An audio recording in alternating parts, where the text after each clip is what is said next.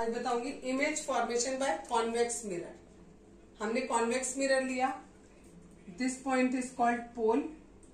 थोड़े डिस्टेंस पर आप फोकस ले लो, ध्यान रखना है जितने डिस्टेंस पर फोकस लिया है उतने ही डिस्टेंस पे आपको सेंटर ऑफ कर्वेचर लेना है। अब हमें सबसे पहले ये आपने क्या किया, पोल बनाया, पोल के बाद ये फोकस लिया और फोकस के साथ में सेंटर ऑफ कर्वेचर ले लिया। ठीक है, ध्यान रखो जितना डिस्टेंस आपने ये लिया है उतना ही डिस्टेंस यहाँ पर होना चाहिए। अब हमें दिया गया है कि हमने ऑब्जेक्ट कहाँ रखी है, इन्फिनिटी पे रखी है। इन्फिनिटी पे ऑब्जेक्ट है तो हमें नहीं पता कि ऑब्जेक्ट कितनी बड़ी है और किस जगह पर रखी हुई है, तो हमने मान लिया हमारी ऑब्जेक्ट इतनी बड़ी है। ठीक, लाइन लेके जाएंगे पैरेलल, ये पैरेलल लाइन लेके गए हम, यहां से भी हम एक लाइन पैरेलल लेके गए। ठीक, अब ये कहां को जाएंगे, क्योंकि ये कॉन्वेक्स मिरर है तो हमें लगेगा कि ये जो लाइन है वो कहां से आ रही है, फोकस से आ रही है। ठीक है, बनाते ऐसे ही है, ये पैरेलल लाइन लेके गए, अगर ये कॉन्केव होता तो पैरेलल लाइन लेके आते तो वो फोकस से होके जानी चाहिए थी। ठीक है, अब यहाँ क्योंकि मिरर आ गया तो अंदर तो जा नहीं सकती, तो हमें ऐसा लगता है कि यहाँ से लाइन किधर से आ रही है, फोकस से आ रही है और बिल्कुल स्ट्रेट लाइन बननी चाहिए ये वाली। सिमिलरली हमें यहाँ पर भी हमने ऐसी बनाया, ये हमें लगेगा कि फोकस से आ रही है और इसको हम ऐसे बनाएंगे, ये यहाँ से क्या हो गई, रिफ्लेक्ट हो गई लाइन।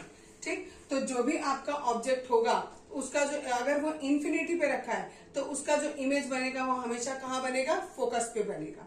अब देखो ऑब्जेक्ट है इतना बड़ा और इमेज क्या बन रहा है, बिल्कुल डॉट के जैसा, तो इसलिए हम इसको हाईली डिमिनिश बोल रहे हैं।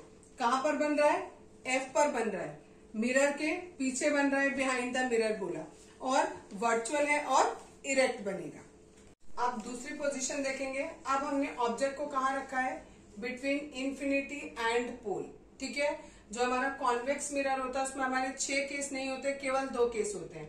पहले केस में हमने इन्फिनिटी पे रखा था और दूसरे केस में इन्फिनिटी और इस पी के बीच में हम कहीं पर भी रख सकते हैं, चाहे हम यहाँ रखें, चाहे यहाँ, चाहे यहाँ, चाहे यहाँ, कहीं पर भी रख सकते हैं। बस इन्फिनिटी पे नहीं रखना क्योंकि वो केस हम कर चुके। सपोज करो हमने ऑब्जेक्ट को यहाँ रख दिया, इस ऑब्जेक्ट से फिर से 2 रेज चलेंगी, एक हमारी चली प्रिंसिपल एक्सिस के पैरेलल चलेगी और ये कहाँ से जाएगी, ये रिफ्लेक्ट हो जाएगी और हमें लगेगा ऐसा कि ये कहाँ से आ रही है, फोकस से आ रही है। ये वाली लाइन रिफ्लेक्ट हो जाएगी। दूसरी लाइन हमेशा कहां से चलती है, इस ऑब्जेक्ट के हेड से और सेंटर ऑफ कर्वेचर से। इस लाइन को मिला दो लाइक दैट। ठीक है, अच्छा जितनी लाइन ना मिरर के इस तरफ है उसको आप बोल्ड दिखा दो, जो बाद वाली है उसे डॉट करके दिखा दो। क्यों ऐसे दिखा रहे हैं हम, क्योंकि इससे हमें पता लग रहा है कि ये हम मान रहे हैं और ये एक्चुअल में हो रहा है हमारा। ठीक है, तो ये दोनों कहां पर मिली, इस पॉइंट पर। तो देखो ये अगर ऑब्जेक्ट थी तो ये हमारी इमेज हो गई, जिस तरीके से ऑब्जेक्ट है उसी तरीके की इमेज है। ठीक है, तो ये इरेक्ट बनी, इरेक्ट है तो वर्चुअल होगी, पी और एफ के बीच में बनेगी।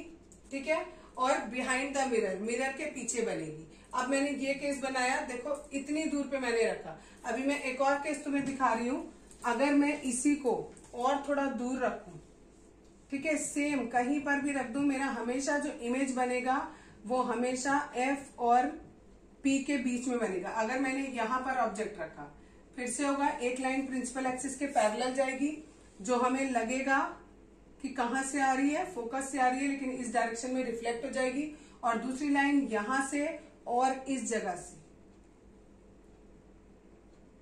अभी भी देखो जो हमारी दोनों लाइन है वो इस जगह पर मीट कर गई।